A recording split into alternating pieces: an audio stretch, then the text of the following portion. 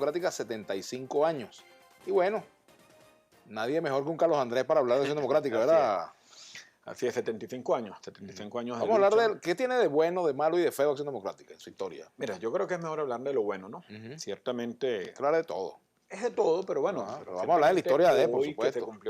que se cumplen 75 años de lucha, de historia, de dónde nació, quién fundó Acción Democrática, por qué ha perdurado tanto en el tiempo, porque fue el mejor partido, el partido más importante de Latinoamérica y uno de los más importantes en el mundo.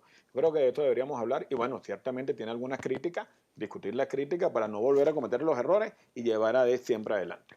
Ahora, antes de seguir, se me olvidó decirles que nuestra etiqueta precisamente para el día de hoy, para sus opiniones, es AD en Vladimir Laguna. Así es, gracias. Yo soy un personaje, me dice aquí mi productora, se me olvidó, pero bueno, no se le olvidan las cosas.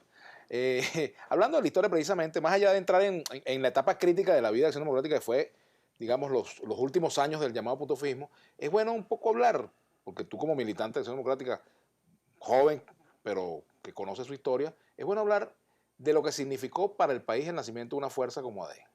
Mira, es importante, primero porque, bueno, fue esa lucha que tuvo el partido, su dirigente contra la guerrilla, incluso el primer gobierno de Rómulo Betancourt, el segundo gobierno de Leoni, hasta una invasión por Machurucuto, estuvo Leoni, levantamientos, tuvo Rómulo en su primer gobierno, pero esto ya después que tomamos gobierno, antes en la formación, cuando empieza con el ARNI, después con el ORBE, después con el PDN, y después del PDN en el 39 que llevó al 13 de septiembre en el Nuevo Circo de Caracas, el gran meeting de todos estos fundadores y se formó y se creó Acción Democrática, un partido que vino a hacer historia y yo creo que la ha hecho. ¿Por qué? Porque ha sido democrático, porque el logro de la masificación de la educación, el logro más importante de AD, que yo creo que fue llenar de democracia el país. Yo creo que este ha sido el logro más importante de AD, más todas sus obras de infraestructura.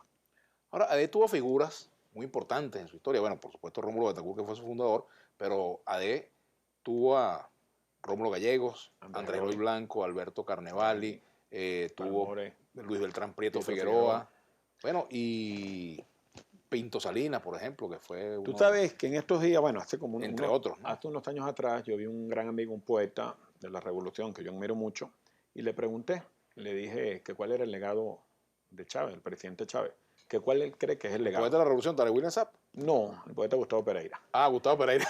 Y él me dijo, la historia lo juzgará. Y esto se me quedó aquí, ¿no? La historia lo juzgará.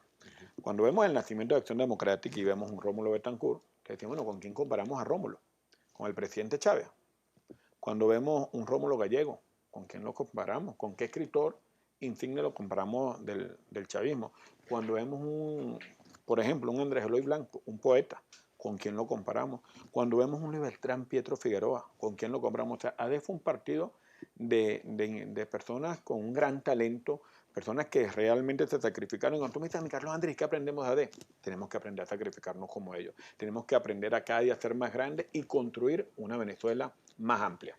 ¿Qué tiene de malo y de bueno llevar el nombre de Carlos Andrés? Mira, depende. Te lo pongo así. Hace unos años atrás, cuando llegó el chavismo duro, que iban a quemar la cabeza de todos los adecos, que el chavismo siempre ha desmentido eso.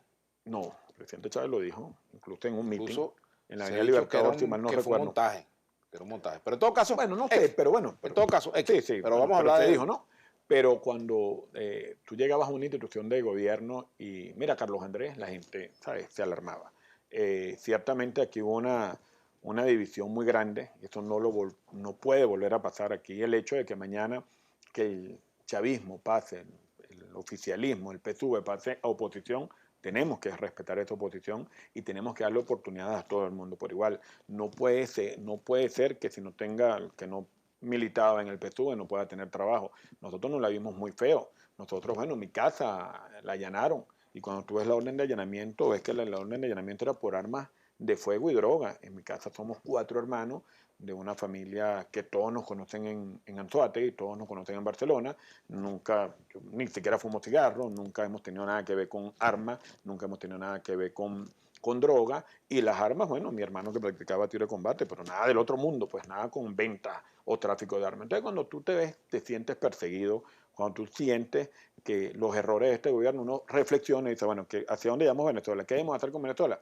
Reflexionar y empezarnos a unir. Y no nada más unirnos en la oposición, unirnos los venezolanos. Que tengamos críticas, las críticas son importantes para cada día ser mejor, pero unirnos de verdad. Con respecto precisamente al tema de las persecuciones, uno de los ejes centrales del discurso con el cual llegó el presidente Chávez y con el cual se alimentó la izquierda venezolana durante muchos años fue precisamente la lucha contra la persecución política en tiempos de Acción Democrática. Se acusó a Acción Democrática de repetir persecuciones que se dieron en la dictadura de Pérez Jiménez, Pero date cuenta, Vladimir, y yo creo que es importante hacer un debate, y tú tienes experiencia en eso, que eran circunstancias diferentes. Y ahí lo dije antes, en el gobierno, cuando gana Rómulo Betancourt había una guerrilla, y una guerrilla apoyada por Cuba y apoyada por la FARC, y esto no es mentira. También después en el gobierno de Leone también empezó la pacificación del país, pero bueno, como te lo dije, ocurrió una invasión por La Guaira, por Machurucuto, se pudo controlar, pero también el gobierno de Rómulo, el levantamiento, el barcelonazo, en Carúpano, en Puerto Cabello, entonces había una guerrilla bueno, que ciertamente había una guerra de guerrillas que son muy peligrosas. Entonces no es lo que está pasando hoy.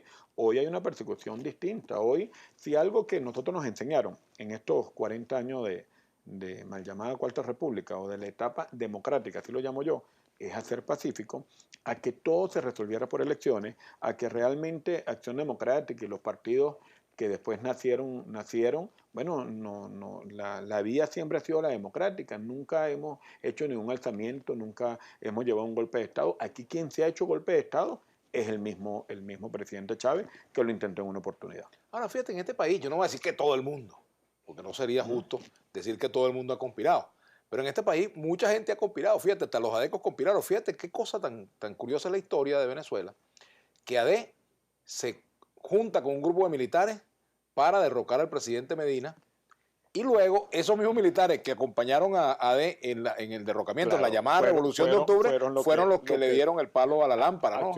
Así es, pero date cuenta que después de la era, después del pacto de Bueno, Punto Fijo, imagínate, de 205 años de república tenemos 140 y pico años de claro, gobierno militar, y ¿no? después del pacto de Punto Fijo, todo se calmó. O sea, uno de los logros de Acción Democrática, que tiene mucho, o sea, y es importante hablar, como te lo dije antes, masificación de la educación. ¿Cuántos institutos universitarios, cuántos institutos de educación media, redes eléctricas? Pero fíjate también, es una curiosidad histórica, cuando uno lee algo del plan de Barranquilla, cuando uno lee las líneas centrales del plan de Barranquilla, ahí encuentras también mucho parentesco con muchas de las cosas que luego la izquierda reivindicó, incluso en el propio discurso del chavismo.